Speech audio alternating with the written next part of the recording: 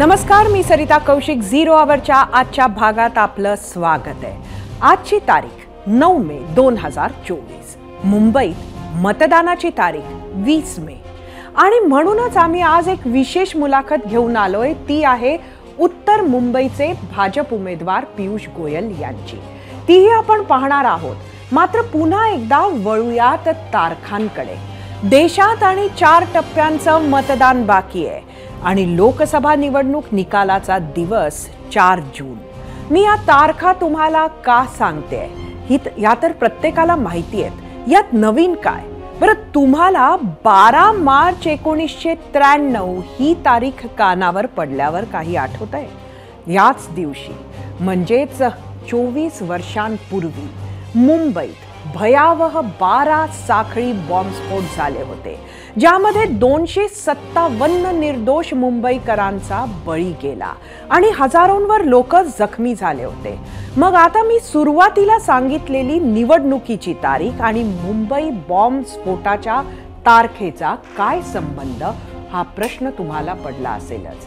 तर संबंध आहे राजकारण आणि निवडणुकीचाही. उत्तर पश्चिम मुंबईतून उमेदवार आहेत महाविकास आघाडीचे उद्धव ठाकरेंच्या पक्षातील अमोल कीर्तीकर आणि याच कीर्तीकरांच्या प्रचार रॅलीत 1993च्या बॉम्बस्फोटाचा आरोपी इब्राहिम मुसा उर्फ बाबा चव्हाण फिरताना दिसला. आरोपी मुसाच्या कीर्तीकरांसोबत फिरतानाचा व्हिडिओ भाजपनं शेअर केला. मुंबईकरांचा जीव घेणाऱ्या दहशतवाद्यांचं समर्थन महाविकास आघाडीचे उमेदवार घेत असल्याचा आरोप भाजपनं केलाय. तसंच थेट उद्धव ठाकरेंना सुद्धा प्रश्न विचारलाय. तर या सर्व आरोपांवर ज्यांच्या रॅलीत मुंबई बॉम्बस्फोटाचा आरोपी इब्राहिम मुसा दिसला होता, त्या अमोल कीर्तीकरांनीही स्पष्टीकरण दिलंय. ज्या मुंबईकरांनी भरून प्रेम हे उद्धव ठाकरे उभाटा गटाला दिलं, त्या उद्धव ठाकरे यांनी आज भूमिका स्पष्ट करण्याची गरज आहे की ते मुंबईकरांसोबत आहेत की ते मुंबईत ब्लास्ट करणाऱ्या आरोपींसोबत आहेत. कारण 93चा बॉम्ब ब्लास्ट मुंबईकर विसरलेले नाहीत. उद्धव ठाकरे अशा प्रकारे बॉम्ब ब्लास्टमधल्या आरोपीला प्रचारात आणतायत, ही अत्यंत दुःखाची मुंबईकरांसाठी गोष्ट. ज्याला शिक्षा झाली आहे असा आरोपी तुम्ही प्रचारात घेता?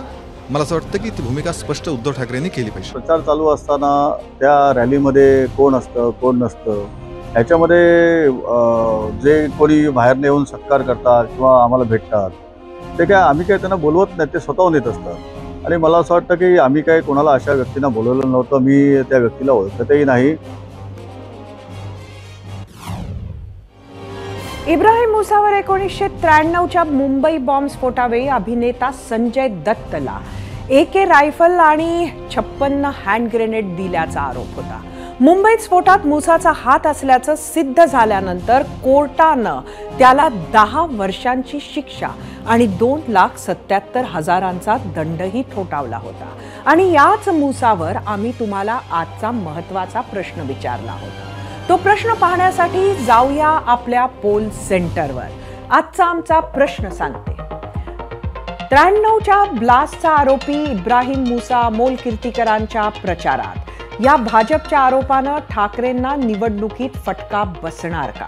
तुम्हाला सांगायचं होतं होय किंवा नाही.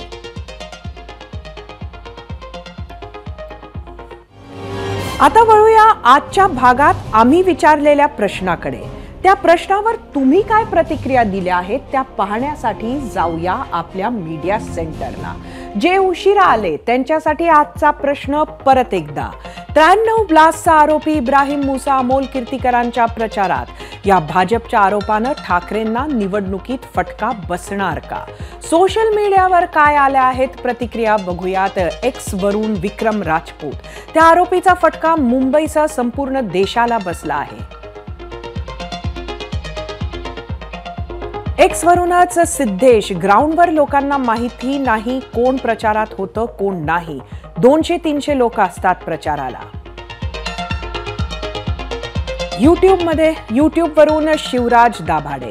आरोप करणे आणि आरोपांची पुष्टी होणे या वेगवेगळ्या बाबी आहेत.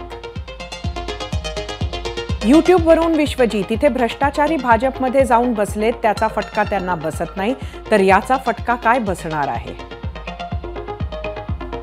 फेसबुकवरून महेश कोतवाल, देशद्रोहाचे आरोप भाजपनं केलेले मलिक प्रफुल्ल पटेल सरकारमध्ये मांडीला मांडी लावून बसले आहेत, ते भाजपला कसे चालतात? इंस्टाग्रामवरून अमेय डाकवे, जेव्हा लोकांना स्वतःचा पराभव दिसू लागतो तेव्हा अशा प्रकारे काही ना काही गोष्टी खोदून काढतात.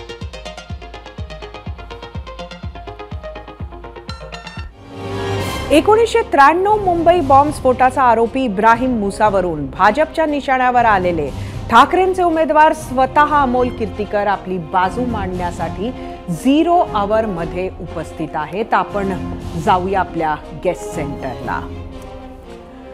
अमोलजी, एबीपी माझाच्या 0 आवरमध्ये आपलं स्वागत आहे. पण प्रश्न अत्यंत गंभीर आहे. आज आपल्या प्रचारामध्ये मुंबई बॉम्ब ब्लास्टचा आरोपी कन्व्हिक्ट जो झाला, ज्याला सजा झाली, तो आज सामील होता. काय सांगाल? बघा मॅडम, आम्ही ज्यावेळेला प्रचार फेरीत फिरत असतो त्यावेळेला आपल्यासोबत शेकडो लोक त्या ठिकाणी फिरत असतात. काही लोक 2 मिनटं 5 मिनटं येतात आणि निघून जात असतात. तशा पद्धतीने अनेक माणसं समोरनं जात असतात. आता ते प्रत्येक माणसाचं कॅरेक्टर काय आहे हे आम्हाला तरी माहिती नसतं, कारण तो जो व्यक्ती तुम्ही किंवा त्यांनी जो सांगितलेला आहे तो काय आमच्या पक्षाचा पदाधिकारी नाही आहे किंवा आम्ही त्याला निमंत्रित केलं गेलं नव्हतं. रॅली जात असताना एखादा कॉमन मॅन ज्या पद्धतीने येतो त्या पद्धतीने आला आणि तो निघूनही गेला. मला असं वाटतं की भाजपच्या लोकांचा आमच्या या सर्व गोष्टींवरती कदाचित वाद असावा, कारण आम्ही प्रचारामध्ये आघाडी घेतलेली आहे आणि कुठेतरी बदनामी करण्याच्या दृष्टीने आणि बदनाम करून मला असं वाटतं की मतांमध्ये काही कमी जास्त करण्याच्या दृष्टीने ही राजकीय खेळी भाजपच्या माध्यमातून केली गेलेली आहे. आणि मला असं वाटतं की आज रॅली जेव्हा असते तेव्हा आम्ही परमिशन्स काढत असतो, तेव्हा अनेक पोलीस सिव्हिलमध्ये ड्रेसमधले त्या ठिकाणी उपस्थित असतात. आणि जर का समाजाला घातक व्यक्ती जर का त्या रॅलीमध्ये फिरत असेल तर पोलिसांचं काम आहे त्यांना थांबवण्याचं. आणि सध्या पोलीस खात्याचं नेतृत्व त्यांच्याच पक्षाचे नेते करत आहेत. त्यामुळे ह्या ज्या गोष्टी ज्या आहेत ते त्यांनी त्यांच्या पक्षाकडे सांगायला पाहिजे होत्या. अमोलजी, आपण म्हणताय ते अनेक वेळेला राजकारण्यांचे जेव्हा अशा पद्धतीचे फोटो येत असतात तेव्हा ते म्हणत असतात.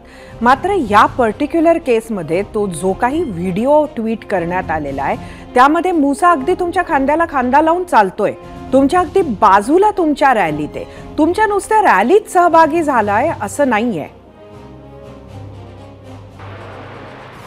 नाही, बघा कसं असतं, ती रॅली रस्त्यावरती उतरून चालली होती. ॲक्च्युली मी त्या पर्टिक्युलर तो जो पार्ट तो बघितला ना, त्या पार्टची पूर्ण रॅली जर का तुम्ही बघितली तर तुमच्या लक्षात येईल. आता कसं असतं, एखाद्याला बदनाम करायचं असतं तेव्हा पर्टिक्युलर एक व्हिज्युअल दाखवतात आणि नंतर ते कट करतात. मी पूर्ण रॅली माझी ही रथावर नसते, ज्या ठिकाणी गर्दी असते जी कदाचित ती आवाक्याच्या बाहेरची असते त्या ठिकाणी मी स्वतः खाली उतरतो, आमचे पदाधिकारी खाली उतरत असतात आणि आम्ही त्या रॅलीच्या सोबत चालत असतो. ते चालताना कोण जवळ येईल, कोण 1-1.5 मिनटं 2 मिनटं थांबेल किंवा कोण निघून जाईल ह्याच्यावरती आमचं लक्षच नसतं बिलकुल त्याच्यामध्ये. आणि मला असं वाटतं मग जर का अशा पद्धतीने आरोप त्यांनी जो केला आहे तर कधी कधी मला शंकाही अशी येते की हे त्यांनीच तर प्लॅन नाही ना केलं. एखाद्या अशा डिस्प्युटेड व्यक्तीला त्या रॅलीमध्ये पाठवायचं, त्याचे व्हिज्युअल्स घ्यायचे आणि आरोप करायचा. मला असं वाटतं जर का तो आरोपी असेल आणि जर का गुन्हेगार असेल आणि जर का अशा पद्धतीने जर का सराईतपणे फिरत असेल तर त्याची अमोलजी, आपण अत्यंत गंभीर असा आरोप भाजपावर करत आहात. एक व्हिडिओ माझा काढला, त्या व्हिडिओच्या माध्यमातून त्यांनी एक स्वतःचं रेकॉर्डिंग केलं. 100% असं असू शकतं असं माझं म्हणणं आहे. असं मॅडम, परत एकदा माझं वाक्य लक्षात घ्या, असं असू शकतं. आणि मला असं वाटतं की का नाही असणार, कारण पर्टिक्युलर पूर्ण रॅलीचा मग त्यांनी व्हिडिओ शूट दाखवायला पाहिजे होतं. म्हणजे तो व्यक्ती आला कुठे आणि गेला कुठे हेही कळलं असतं ना. म्हणजे असं शिवसेनेबरोबरच का होतं? अगदी थोडे दिवस आधी बडगुजर यांच्याबरोबर नाशिकमध्ये आपण पाहिला असाच एक आरोपी बरोबर ते नाचत होते असा व्हिडिओ समोर आला. आज तुमच्याबरोबर मुंबई ब्लास्टचा आरोपी आहे का? असं काय होतं असं नाही? बघा मॅडम, मुद्दा असा आहे की गेले 10 वर्षामध्ये आपण जनतेला काय कमिट केलं होतं ते कमिटमेंट आपण पाहिलं आहे की नाही पाहिलं आहे. ह्या मुद्द्यावरती इलेक्शन लढली गेली पाहिजे. उगीच कुठेतरी कोणाला तरी बदनाम करण्याच्या दृष्टीने जर का अशा पद्धतीने जर का आरोप प्रत्यारोप असतील तर ते चुकीचं आहे. जनतेला हे कळतं आहे, कारण त्यांनाही कळतं आहे त्या पक्षाला की जनता आपल्याला यावेळेला मतदान करणार नाही. त्यामुळे कुठेतरी जनतेचं भान भरकटवायचं आणि दुसऱ्या मुद्द्यावरती घेऊन जायचं आणि कुठल्या तरी वेगळ्या मुद्द्यावरती जाऊन त्यांना मतदान करण्यासाठी त्यांना प्रवृत्त करायचं. अशा पद्धतीचं एक घाणेरडं राजकारण हे भाजपच्या माध्यमातून चालू आहे असं माझं मत आहे. अमोलजी, प्रश्न हा आहे की मुसानं आपल्या रॅलीत यावंच का?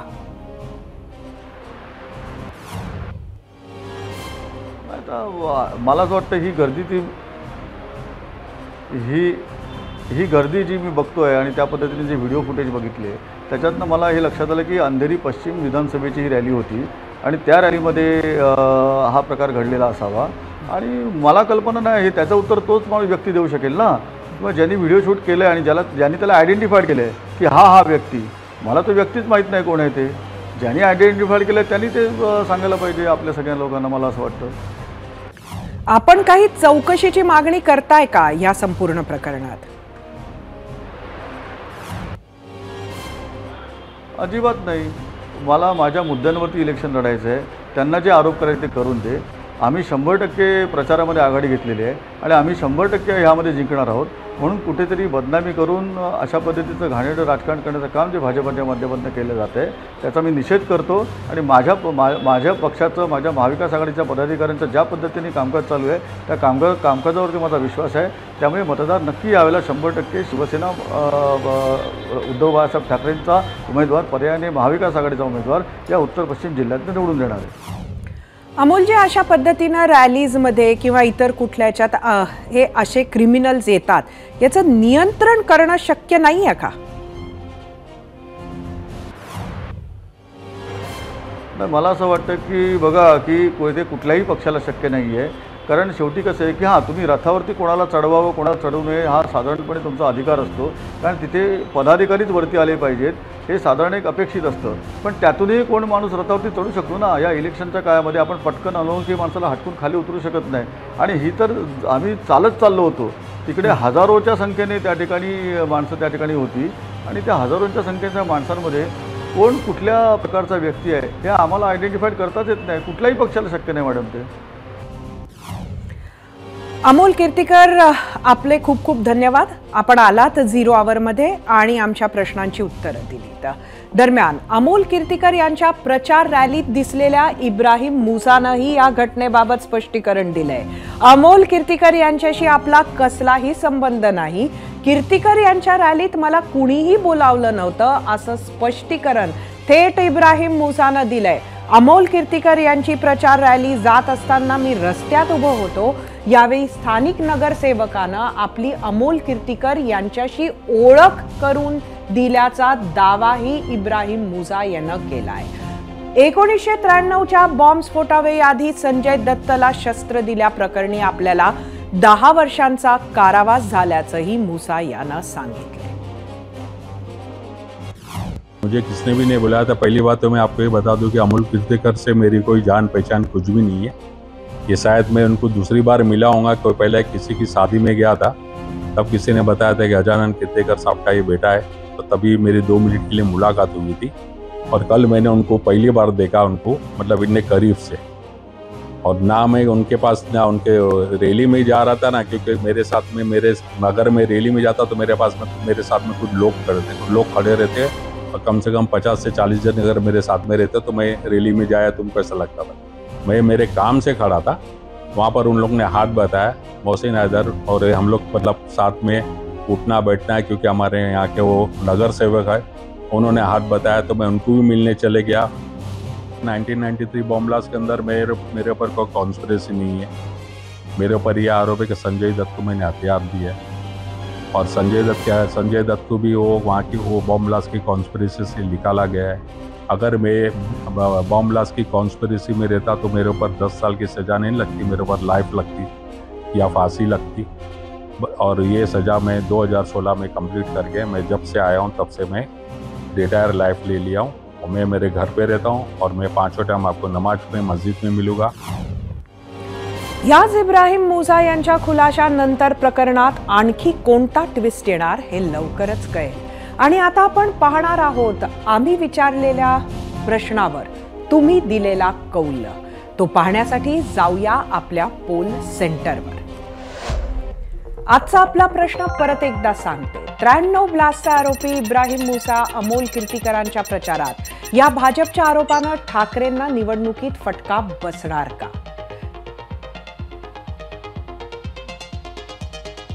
युट्यूबवर एकूण 88,000 मतं, 24% म्हटलंय होय, 76% म्हटलंय नाही। इंस्टाग्रामवर एकूण 3,000 मतं, 52% म्हटलंय होय, 48% नाही। एक्सवर एकूण 9,000 मतं, 82% होय म्हटलंय, 18% नाही। फेसबुकचा कौल बघूया।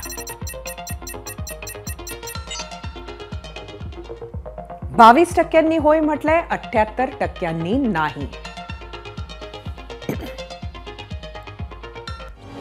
हाच पोल रिझल्ट पाहिल्यानंतर बातमी आणखी आरोपाची।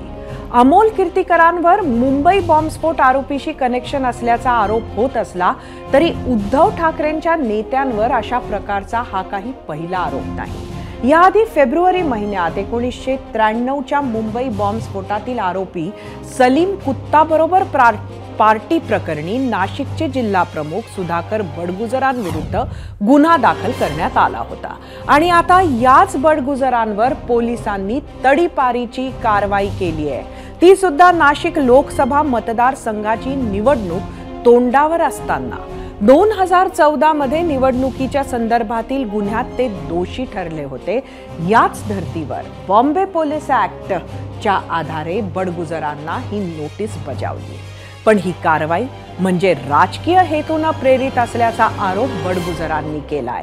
तर संजय राऊत यांनीही या कारवाईवरून मुख्यमंत्र्यांवर हल्लाबोल केलाय। तडीपार हे गुन्हेगाराला केलं जातं, जिल्हा बंदीची नोटीस मला मिळाली।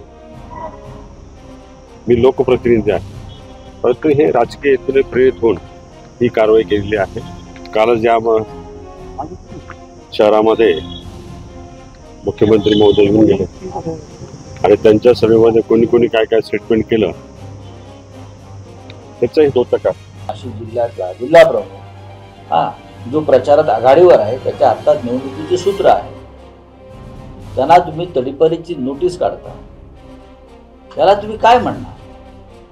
सगळे गुंड तडीपार तुम्ही तुरुंगातून सोडून आपल्या बरोबर घेतलेले आहे निवडणुकीसाठी, वारंवार त्याची नावं दिलेली आहे। सगळे गुंड मुख्यमंत्र्यांच्या मुलाबरोबर फिरतात, मुख्यमंत्र्यांबरोबर फिरतात। या नगर शहरामध्ये गुंडांचं राज्य सुरू आहे आणि तुम्ही राजकीय कार्यकर्त्यांवरती खोट्या केसेस टाकून त्यांना तडीपाऱ्या काढता। 4 जून नंतर याला उत्तर दिलं। सुधाकर बडगुजरांवर शिवसेना उद्धव बाळासाहेब ठाकरे पक्षाचे नाशिकचे उमेदवार राजाभाऊ वाजेंच्या प्रचाराची धुरा आहे, पण तडीपारीच्या नोटिशीमुळे नाशिकमध्ये ठाकरेंची अडचण निश्चितच वाढणार आहे। पण या कारवाईआधी काल पालकमंत्री दादा भुसेंनी शिवसेनेच्या मेळाव्यातून मुख्यमंत्री एकनाथ शिंदेंसमोरच बडगुजरांना मैं हूं डॉन म्हणत इशारा दिला होता। त्यानंतर लगेचच दुसऱ्याच दिवशी सुधाकर बडगुजरांवर कारवाई झाल्यानं सर्वांच्याच भुवया उंचावल्यात। ऐकूयात दादा भुसेंनी नेमका काय इशारा दिला होता।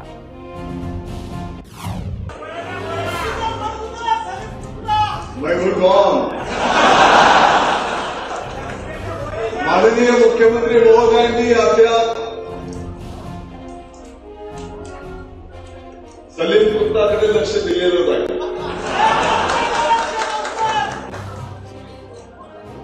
ज्या दिवशी थोडीशी नजर सलीम कुत्तावर मुख्यमंत्री महोदयांची पडेल,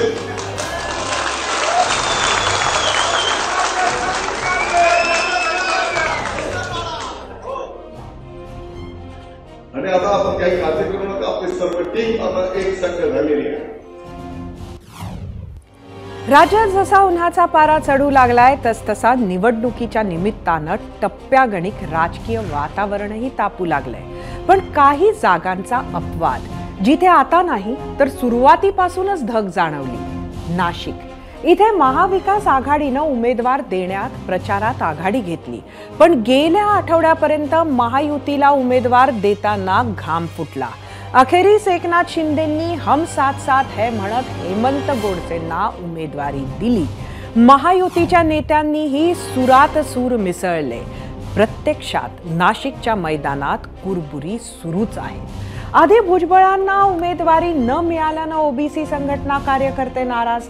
नंतर गोडसेंच्या प्रचारातून फोटो नसल्यामुळे भुजबळांनी ठेवलेले अंतर, तर स्वतःच्याच पक्षाच्या मेळाव्यातून गोडसेंविना लागलेले बॅनर्स.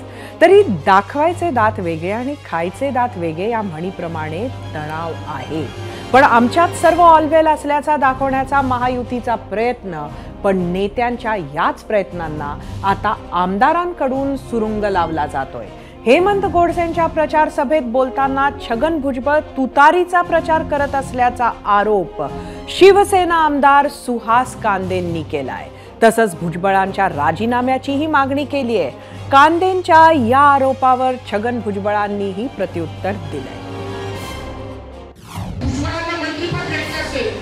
तर ते महायुतीमधून मंत्रिपद घ्यायचं आणि काम करायचं असेल तर ते तुतारीचं काम करायचं.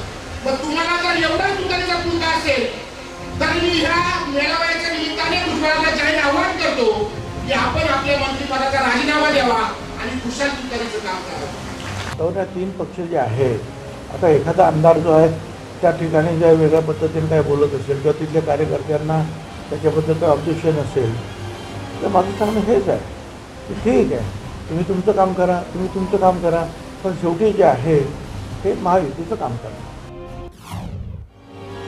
नाशिकमध्ये महायुतीत आरोपांना जोर चढलेला असताना शिवसेना उद्धव बाळासाहेब ठाकरे पक्षाच्या खासदार प्रियंका चतुर्वेदींनी एकनाथ शिंदेंवर केलेल्या टीकेवरून नवा वाद निर्माण झालाय.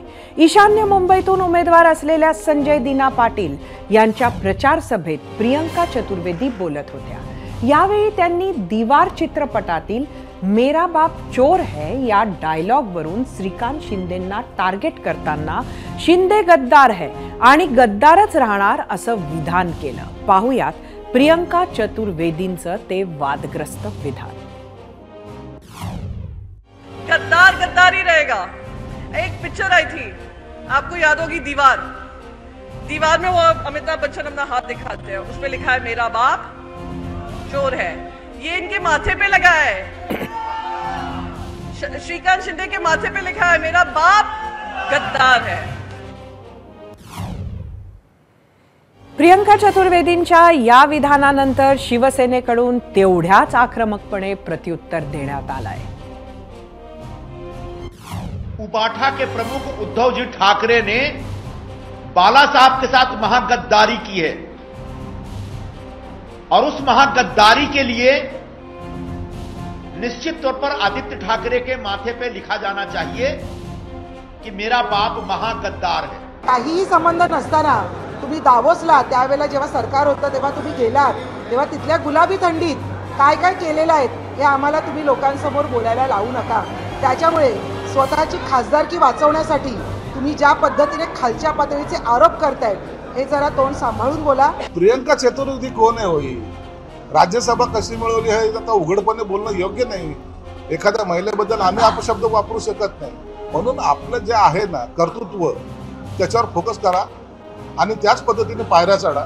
आम्हाला शांतपणे शिकवण्याची गरज नाही. जसजशी निवडणूक मुंबईकडे सरकते तसतसा प्रचाराचा कल रंगही बदलताना दिसतोय. प्रचारात हिंदू मुस्लिम भारत पाकिस्तान या विषयांवर जोर देणं सुरू आहे. काँग्रेसच्या विजय वडेट्टीवार यांनी उत्तर मध्य मुंबईचे भाजप उमेदवार विशेष सरकारी वकील उज्ज्वल निकम यांच्यावर गंभीर आरोप केले. 26/11 अतिरेकी हल्ल्याच्या खटल्यावरून त्यांच्यावर टीका केली. तर आता वायव्य मुंबईत उबाठा शिवसेनेचे उमेदवार अमोल कीर्तीकर यांच्यावर भाजपनं 93 सालच्या बॉम्बस्फोटातील इब्राहिम मुसावरून आरोप केले आहेत.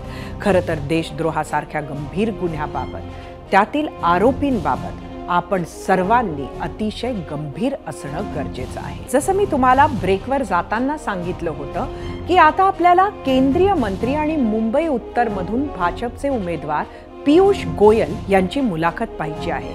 ती आपण पाहणार आहोतच, मात्र त्याआधी आजच्या मुलाखतीची पार्श्वभूमी सांगते. मुंबई उत्तर मतदारसंघ भाजपचा पारंपरिक मतदारसंघ. इथला लोकसभेचा इतिहास पाहिला तर जनता पक्षाकडून मृणाल गोरेंपासून भाजपच्या राम नाईकांपर्यंत अशा नेत्यांनी मुंबई उत्तर मतदारसंघातून लोकसभेचं प्रतिनिधित्व केलं. पुढे मुंबई उत्तरमधून गोपाळ शेट्टी भाजपच्या कमळावर लोकसभेत पोहोचले आणि आता त्यांचं तिकीट कापून पक्षानं पियुष गोयल यांना उमेदवारी दिली. पियुष गोयल केंद्रीय मंत्री, राज्यसभेचे खासदार आणि पंतप्रधान नरेंद्र मोदींचे ब्लू आईड बॉय. राज्यात मोदींनी ज्या केंद्रीय मंत्र्यांना लोकसभेच्या रिंगणात उतरवलंय त्यापैकी एक म्हणजे पियुष गोयल. त्यांना मुंबईत पाठवून मोदींनीही मतदारांमध्ये एक महत्त्वाचा संदेश दिलाय. याच मुंबई उत्तरमध्ये 20 मे रोजी मतदान होणार आहे. त्यामुळे आता प्रचारालाही रंगत चढते आहे. कसा सुरू आहे भाजपा उमेदवार पियुष गोयल यांचा प्रचार? चला पाहूयात. ग्राउंड झिरोवरून झिरो अवर. ग्राउंड झिरोवरून आजच्या 0 अवरमध्ये सर्वात पहिले मी आपल्याला ही प्रचंड मोठी रॅली दाखवते. ही रॅली जर आपण बघितली तर पियुष गोयल यांच्या जागेला सेफ सीट का म्हटलं जातं हे आपल्याला सर्वांना लक्षात येईल.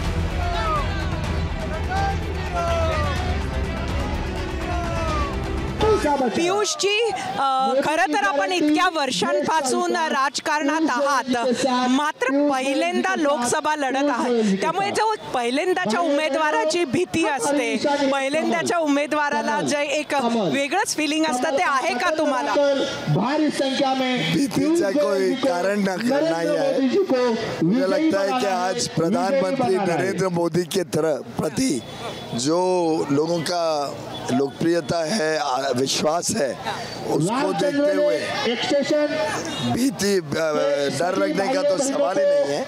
देश भर में प्रधानमंत्री मोदी जी के 10 साल में किए हुए काम, भारत को जो विश्व पटल पर सम्मान मिला है, हर भारतवासी को जो अलग अलग तरीके से अपने जीवन में सुधार देखने को मिला, उसको मद्देनजर रखते ये चुनाव लड़ना मेरे लिए एक तरीके से सौभाग्य है.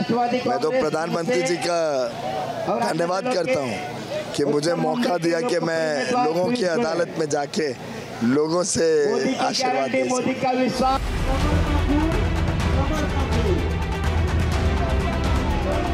या जागेला सेफ सीट म्हटल्या जात आहे, सगळ्यात सेफ सीट महाराष्ट्राची. त्यामुळे मी तुम्हाला जिंकणार का काय वाटतंय हे विचारण्याच्या ऐवजी मार्जिन किती हे विचारणार. आशीर्वाद लेने के लिए 400 से अधिक सीटें सेफ सीट है भारत में, और मुझे लगता है कि आज देश भर में जो प्रधानमंत्री जी की लोकप्रियता है उसको मद्देनजर रखते घर घर रोशन कर हर एक सीट को अच्छी बड़ी मार्जिन से भाजपा और एनडीए के मित्र पक्ष, महायुति के मित्र पक्ष के उम्मीदवार जीतेंगे. तरी तुम्ही तुमची मार्जिन सांगत नाही आहात. तुमचं पण काहीतरी टार्गेट असेल, तुम्ही टार्गेट ओरिएंटेड राहिला आहात. मुझे लगता है कि पिछली बार से अधिक वोटों से लोग भारतीय जनता पार्टी और प्रधानमंत्री नरेंद्र मोदी जी को अपना आशीर्वाद देंगे.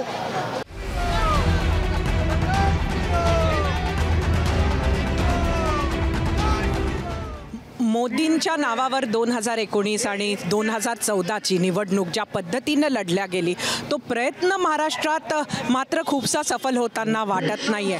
कि लोकल इश्यूज पे लोकल हमारे नेता काम करते हैं, हम भी करेंगे, लेकिन सबको ध्यान में है कि ये मोदी को चुनने का चुनाव है.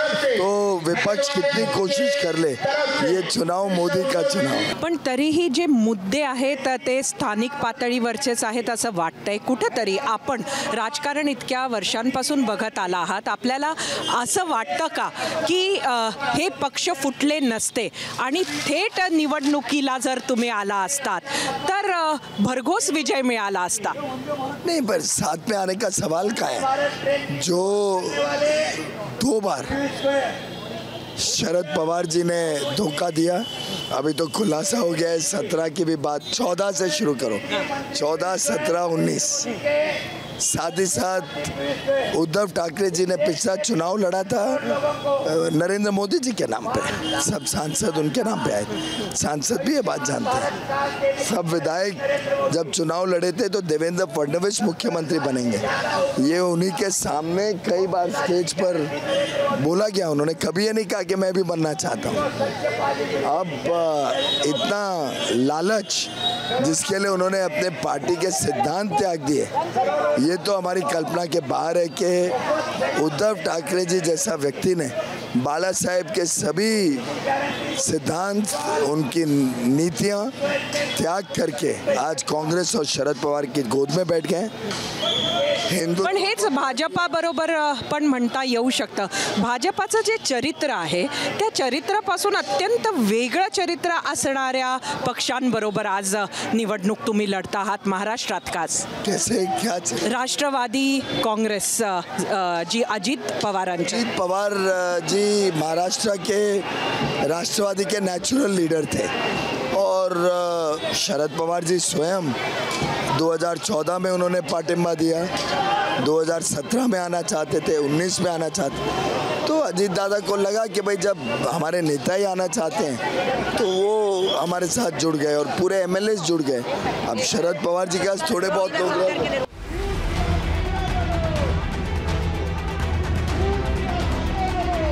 खास मुंबईकडे वळूया।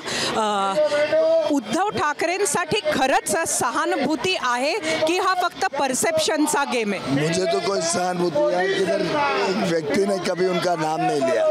ये मीडिया में ही आप लोग चला रहे हो, जनता में कोई उनकी लोकप्रियता नहीं। शिवसेना के मैंने एक सम्मेलन अटेंड किए, क्या भीड़ उमड़ के आती है शिवसेना के कार्यक्रमों में। सभी शिवसैनिक एकनाथ शिंदे जी के साथ हैं, प्रकाश सुर्वे और उनकी टीम के साथ हैं। तो मुझे लगता है कि ये अब आपको भी अपना थोड़ा बहुत कॉन्टेस्ट दिखाना है, चलाना है तो आप चलाते हैं, पर उद्धव ठाकरे जी रेलेवेंट नहीं। और जिस प्रकार के बेबुनियाद बयान वो और उनके साथी दे रहे हैं, उसके बाद तो वो और रेलेवेंस लूज कर रहे हैं। लोगों में उनके प्रति जो एक स्नेह था बाला साहेब के लड़के होने का, वो भी आस्ते आस्ते ख़त्म हो रहा है। और सहानुभूति की बात है, सहानुभूति तो मोदी जी और फडणवीस जी के साथ है, जिनको उन्होंने दगाबाजी की, उन्होंने धोखा दिया उद्धव ठाकरे जी ने। एक अजून नॅरेटिव्ह एस्टॅब्लिश करण्याचा प्रयत्न होतोय, त्यातला अजून एक नॅरेटिव्ह म्हणजे मुंबईमध्ये मराठी विरुद्ध गुजराती असा एक वाद निर्माण करण्याचा प्रयत्न होतोय। तुमच्या मतदारसंघातही बराच मराठी मतदार आहे, काय म्हणाल? भारत एक है, प्रधानमंत्री नरेंद्र मोदी जी भारत को सशक्त बना रहे हैं। प्रधानमंत्री जी ने 5 प्रण में भी कहा भारत की एकता और एकजुटता को हमें संभालना है। ये तो कांग्रेस और उद्धव ठाकरे की सोच हो सकती है। उद्धव ठाकरे जी और कांग्रेस और उद्धव जी तो उनके गोद में बैठ गए राहुल गांधी के गुणगान रोज गाते हैं। तो अब उद्धव ठाकरे का अस्तित्व खत्म, उद्धव ठाकरे बी टीम बन गई है राहुल गांधी की। वैसे तो मुझे लगता है राहुल जी उनको इतना भी रिस्पेक्ट नहीं देते हैं कि वो बी टीम लायक है, अब वो यू टीम बन गए हैं राहुल गांधी के। खरं तर एक काल शरद पवारांचं वक्तव्य होतं की छोटे छोटे प्रादेशिक पक्ष हे काँग्रेसमध्ये विलीन होणार। आत्ता तुम्ही जे म्हणताय त्यावरून शिवसेना काँग्रेसमध्येच विलीन होईल असं वाटतंय का उद्धव बाळासाहेब ठाकरे? ये दोनों शरद पवार जी और उद्धव ठाकरे जी स्प्लिंटर ग्रुप है। अब शरद पवार जी ने अच्छा समझ लिया है बारामती चुनाव के बाद कि वो तो हारने वाले हैं और कुछ रहेगा नहीं। इससे बेसिकली मर्ज मतलब सुप्रिया सुले ज्वाइन कर देगी कांग्रेस, तो मर्ज हो गया। उद्धव ठाकरे जी और आदित्य ठाकरे कांग्रेस ज्वाइन कर देंगे तो उनका फैक्शन मर्ज हो गया, और तो कोई है ही नहीं। संजय राउत भी साथ में ज्वाइन कर ले, राहुल गांधी के जाके पाँव पड़ ले, तो इनकी यही औकात रह गई आज के दिन। पण मराठी विरुद्ध गुजराती हा वाद खूप जास्त परसेप्शन, ये कोई परसेप्शन है, मैं तो सब जगह घूम रहा हूँ। यहाँ पे ये सबसे कॉस्मोपॉलिटन क्षेत्र है मलाड का। यहाँ मराठी भी हैं, गुजराती भी हैं, पंजाबी भी हैं, उत्तर भारतीय भी हैं, मुसलमान भी हैं। जो स्नेह और सम्मान आज मोदी जी के नाम पे हम सबको मिल चल रहा है वो जात, भाषा, धर्म, प्रदेश और सैम पिट्रोडा जी के बांटे हुए भारत के बियॉन्ड है। तुमच्या स्वतःच्या बद्दल एक परसेप्शन निर्माण करण्याचा सुद्धा प्रयत्न आहे की आपण मांसाहाराच्या विरोधात आहात। कोई वजूद नहीं है इस बात का। ये परसेप्शन कोई उसको विश्वास नहीं करता। एक अजून जे कॅम्पेन तुमच्या विरोधात करण्याचा प्रयत्न होतोय तो तुम्ही बाहेरचे आहात अशा ये विषय कोई कैंपेन में कोई बिलीव नहीं। यहाँ कोई सोच रहा है क्या? आपको दिखा एक भी व्यक्ति ने ऐसा दिखा। मुंबई में मेरी पैदाइश साइन में, मैं पढ़ाई लिखाई डॉन बॉस्को में की, HR college government law college में पढ़ा।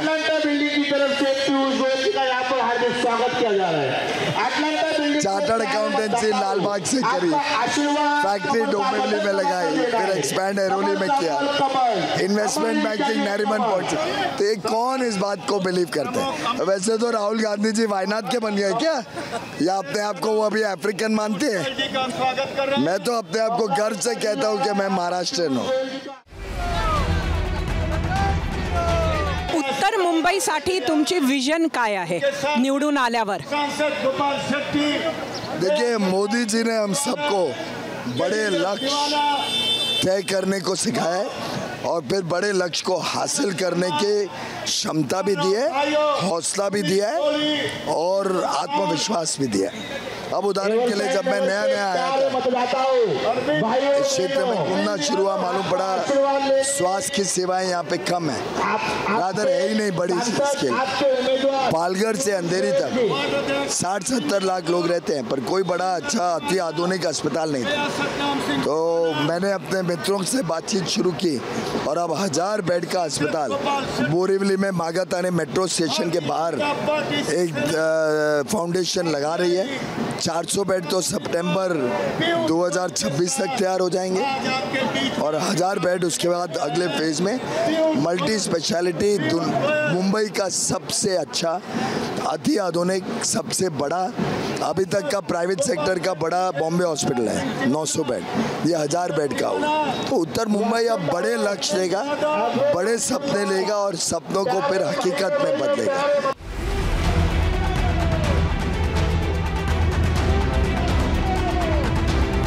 पियुषजी, शेवटचा प्रश्न विचारते पण शेवटच्या प्रश्नात 2 प्रश्न आहेत।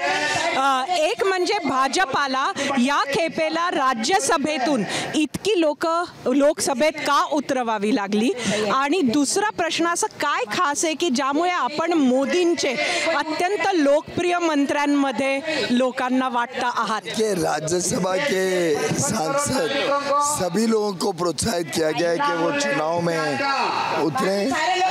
भारत का देने वाले प्रधानमंत्री नरेंद्र मोदी सभी को प्रोत्साहित किया गया कि वो जनता की अदालत में जाएं। राज्यसभा में एक तरीके से हम नॉमिनेट होते हैं, उसके बदले चुनावी रण में जाके जीतने का और लोगों के बीच रहने से हमारी भी एक संवेदनशीलता बढ़ती है, जानकारियाँ बढ़ती है, ज़मीनी स्तर पे हमें काम करने का मौका मिलता है। मैं बहुत ही कृतज्ञ हूँ माननीय प्रधानमंत्री जी का कि हमें चुनाव लड़ने का मौका दिया और लोगों के बीच में जो प्यार और स्नेह मोदी जी के प्रति है उसको हम बटोर के अब जाके मोदी जी के झोली में डालें। You are considered one of his most favorite boys. Why is that so? He loves 140 crore Indians. He trusts 140 crore Indians and 140 crore Indians love and trust him. मुझे तो लगता है कि हमारा सौभाग्य है देश का कि ऐसे नेता हमें आज मिले ऐसे मोड़ पे जब भारत टेक ऑफ के लिए तैयार है। प्रधानमंत्री जी ने 10 वर्ष में ऐसी आधारशिला बनाई है जिसपे अब भारत का भविष्य तेज गति से आगे बढ़ेगा, उज्जवल बनेगा और हम एक विश्व शक्ति, एक विश्व गुरु बन के उभरेंगे। अब दुनिया की कोई ताकत भारत के विकास को, भारत को विकसित भारत, समृद्ध भारत बनने से रोक नहीं सकती। पियुष गोयल यांच्या रथावर तुम्हाला इथले विद्यमान खासदार गोपाळ शेट्टीही दिसले असतील. सुरुवातीला त्यांच्या नाराजीच्या बातम्या आल्या, मात्र आता जेव्हा मतदान तोंडावर आलंय तेव्हा गोपाळ शेट्टी पियुष गोयल यांच्या प्रचार रथावर दिसत आहेत. एरवी दुसरा एखादा पक्ष असता तर विद्यमान खासदाराचं तिकीट कापल्यानंतर त्यांनी बंडखोरी केली असती, पण मुंबई उत्तर मतदारसंघात असं काहीही घडताना दिसत नाहीये आणि हेच भाजपच्या राजकीय यशाचं कारण म्हणावं लागेल. इतकंच नाही तर मुंबई उत्तरमध्ये पियुष गोयल यांच्या पाठीशी मित्र पक्षांच्या कार्यकर्ता वर्गही मोठ्या प्रमाणात उभा ठाकलाय. हेही आजच्या ग्राउंड झिरोमध्ये आम्ही पाहिलंय. पुन्हा एकदा जाऊयात पियुष गोयल यांच्या प्रचार रॅलीत आणि ऐकूयात इथल्या मित्र पक्षांच्या कार्यकर्त्यांचं मत.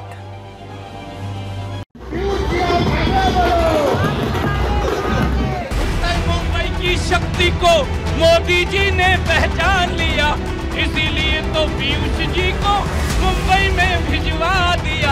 अब मुंबई की दहाड़ संसद में गूंजेगी, अब मुंबई की दहाड़ संसद में गूंजेगी और मुंबई की नरेंद्र मोदी से जीत होणार हे पक्की आहे. गारंटी नरेंद्र मोदी अब की बार 400 पार. अच्छा, नरेंद्र मोदी की राष्ट्रभक्त नेता, रईस भक्त नेता, ऐसा नेता तो इतिहास में कभी नहीं मिलेगा. ये गवाह है, ये जनता जानती है, पूरी रिपोर्ट कार्ड तैयार है, वर्ल्ड के नेता है. हे भाजप नाहीये, हे राष्ट्रवादी आणि शिवसेनेची मंडळी आहे. इथं ऐकूया. नरेंद्र मोदी जैसे नेताजी हमारे को पूरे जन्म जन्मों तक नहीं मिल पाएंगे. जो हिंदू समाज के लिए किया है कार्यकर्ता और सब समाज पार्टी को इकट्ठा करके कर रहे, उनके जैसे आदमी कहाँ नहीं मिले पाएंगे.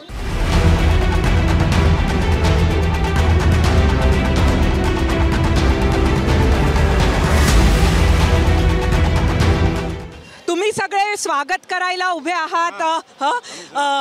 काय म्हणाल, मराठी विरुद्ध गुजराती, बाहेरचे विरुद्ध आत, सब साथ में हम लोग, पूरा हिंदी मराठी गुजराती मराठी सब साथ में है, कोई जातवाद नहीं है यहाँ पे, सब साथ में है. ये सब भारत माँ के सपूत हैं और भारत को परम वैभव पर ले जाने वाले आंदोलन के साथ हैं. हम सब भारतीय हैं. काय म्हणता एकंदरीत मराठी विरुद्ध गुजराती, बाहेरचे विरुद्ध आतले, हिंदी, सारे एक ही हैं. हम सब भारतीय हैं और हम सब आज के दिन मोदी जी के साथ में हैं.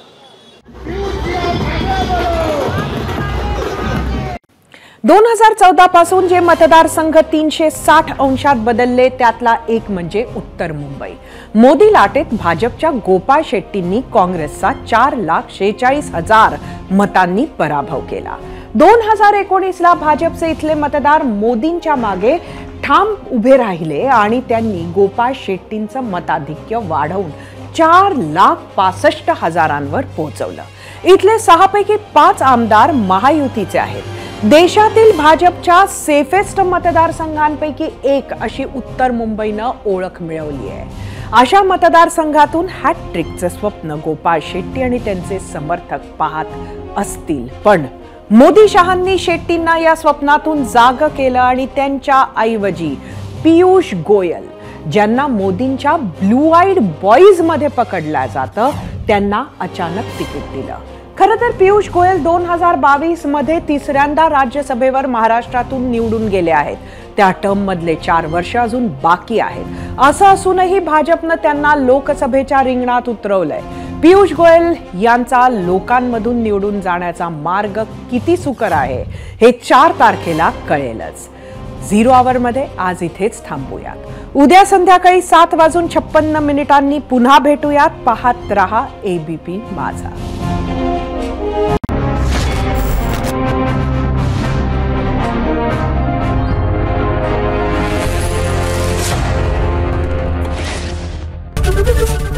ABP माझा, उघडा डोळे बघा नीट.